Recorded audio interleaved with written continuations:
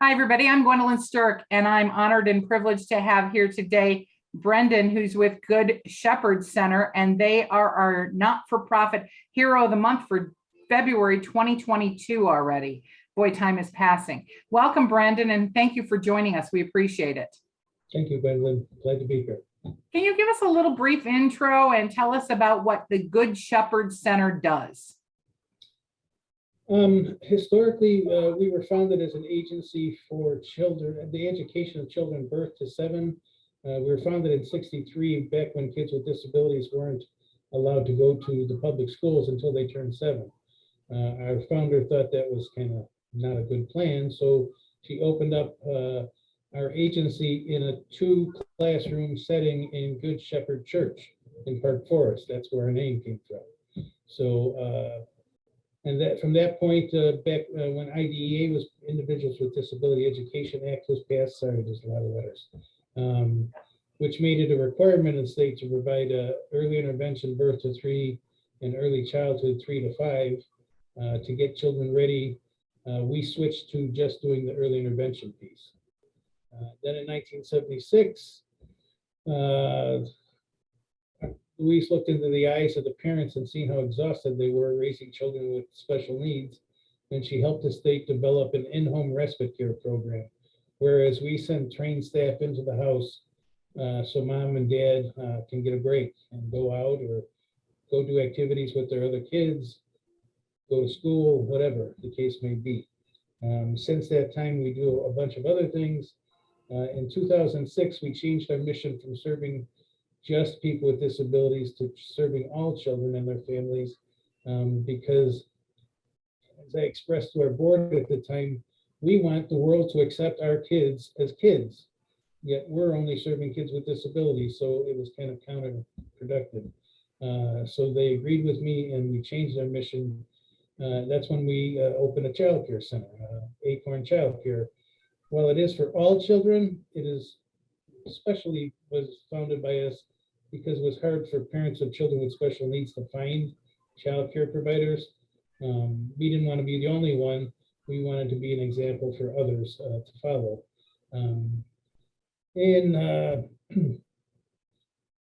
Let's see, 2006, we started doing the Community Partner Program in conjunction with Illinois Action for Children, whereas we are the trainer for every child care center in South Suburban Cook. We put on training and support. If you want to open a child care center, you call us, we help you through the process. Otherwise, we put on over 200 trainings a year to improve the quality of care that kids get. Because we're Good Shepherd, at least 25% of our trainings revolve around disabilities. With autism now being 1 in every 59 births, child care providers need to know about disabilities, particularly autism. So our waiver program that we've been operating since 2015 came about, like I said, it's the new form of funding in the state. And some of our respite families, when they were getting awarded the waiver, no longer were eligible for respite through our respite program. And they were saying, well, no, we don't leave Good Shepherd. We'll stick with you. And like, we'll turn this down. And we're like, no, don't turn this down. This is a good thing. So we became a provider of waiver, just mostly to keep our families from turning down the responsibility. And that's a hugely growing program.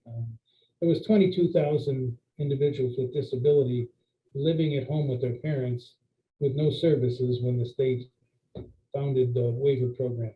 Wow. So, as a way to, it's also like a waiting list to let legislators know how many people actually are going to need services in the future. And the fact that a lot of those caregivers are over age 70. Sure, because it's their kids at home with them yet. Yeah, so to avert a catastrophe where all of a sudden they get a whole bunch of people needing, residential, this is a help. Now, so you really started out servicing the children 7 and under, but it sounds today like your services run the gamut. I mean, essentially, you could be an adult and receive the waiver services, et cetera, and respite. Is that correct? Yes, the respite and waiver are the 2 places that we do service adults. Everywhere else we service children.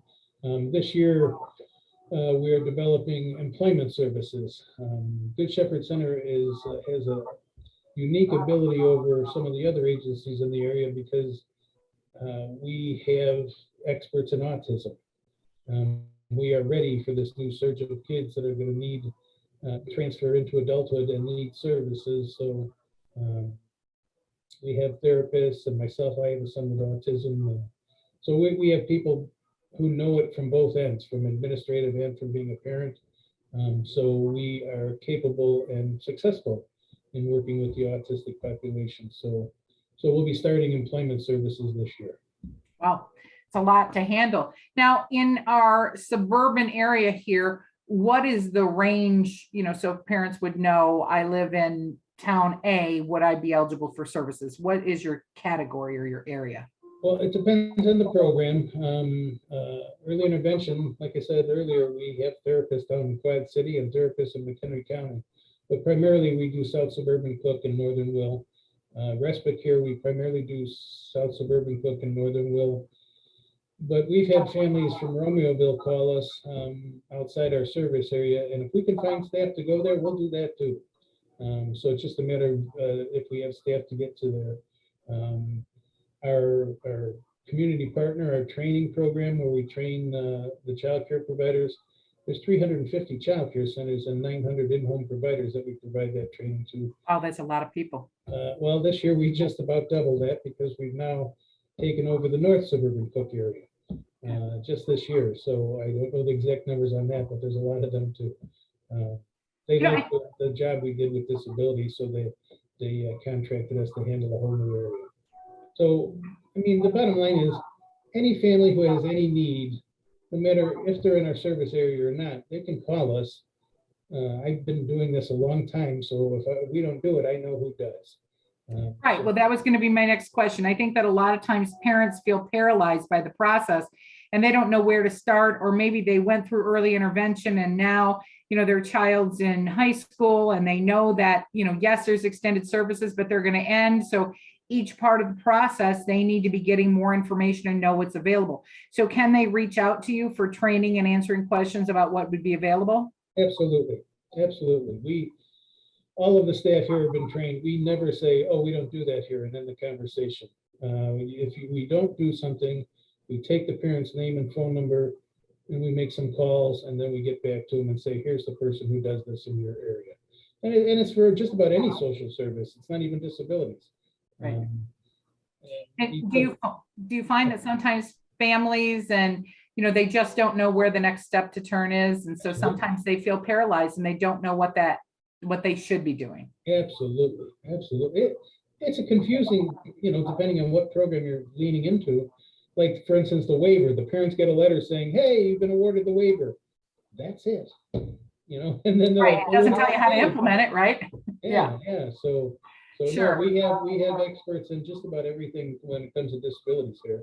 That's fantastic. So we can help. And like I said, let's say they're calling us from Kankakee County, that's fine. I'll find who does Kankakee County and then make the connections. So now, how do people get involved or support your program? Because you are a not-for-profit organization in our local community. And, somebody says, look, maybe I had a sibling that had a special needs, or, yes, I believe in the mission of what you're trying to do to integrate and understand the extent to which help is needed. How can somebody get involved? Well, we're always looking for good help. We do grow rather quickly here. We always need good board members. We're currently, this year, one of our goals is to acquire a building in Oak Forest. And the purpose of acquiring that building is to move our child care center. We're currently licensed for 66. By moving into the building I'm looking at, we would be licensed for 120. And that would also become the home of the adult training, employment training service. So we're in particular looking for anyone who knows finance or knows construction or is an architect. These are all talents and skills that we could use toward the developing of that new project. We do have fundraisers on a regular basis. Our two big ones are our golf outing, which is always the first Friday in June at Ravislow in Homewood. And our second is our fashion show. which has been held in the spring, has been held in the fall. And with COVID, it just keeps getting canceled Sure. because there's no way, I mean, it is my favorite event of the year because it's our opportunity. Everything we do is in the family home pretty much, except the child care center. Right. So it's an opportunity for people to come out to the fashion show and meet our children. They're beautiful. Nothing cuter than kids dressed in dresses and suits. And Right. the last one we had was a couple years ago due to COVID, and we had heroes, and some kids came dressed as Thor, and some kids came dressed as their mother. You know, I mean, it was unbelievably cute. So it's a good opportunity for us to show off. We have rescheduled the fashion show. We are going to do it now that COVID seems to be on the decline in the fall, in September. Excellent. So if somebody wants to get involved with the fashion show or the golf outing, they can just go on your website and find the information and be able to register for the event then? Absolutely. That's We're always terrific. looking for sponsors, volunteers, Right. gifts for the auctions. Plenty of ways to help. That's wonderful. And with regard to the overall organization, it is run by a board. You've been a not-for-profit since your inception. Is that correct? Correct. Since And on an ongoing basis, you'll walk, as I understand it, if we refer somebody, for example, to Good Shepherd, and we learn that somebody has a disabled child or child with some kind of special needs, whatever it may be, physical, developmental, autism, whatever it is, you'll start with them from the beginning and walk them through the entire process so they can be with you for years to come. Certainly. Well, even if they're not going to be with us, if they need a service that we don't have, we'll get them to where they need to be, to the right person, and make sure that their needs. And then we're here. I tell them, call me back. Let me know how that went. Sure, right. Sure. So. And be able to service everybody. Well, can you share your contact information with me? Sure. Good Shepherd Center's main number is 708-335-0020. Our website is www.gscenter.org. We're on Pinterest. We're on all of those. All the Instagram. social media outlets as well. Well, that's very good, because I know that if you're listening today and you need services, you certainly can reach out to Good Shepherd. If you're fearful about where to start, and having been a practitioner in the area of family law for over 32 years, I know that people feel paralyzed. They feel like they don't know where to start. They don't even know how to get into early intervention, the programs that are in the early age groups.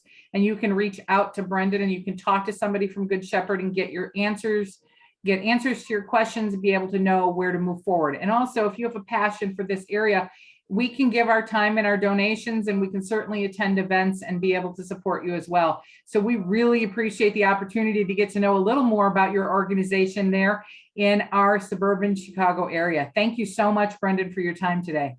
Thank you, Gwendolyn. Glad to be here.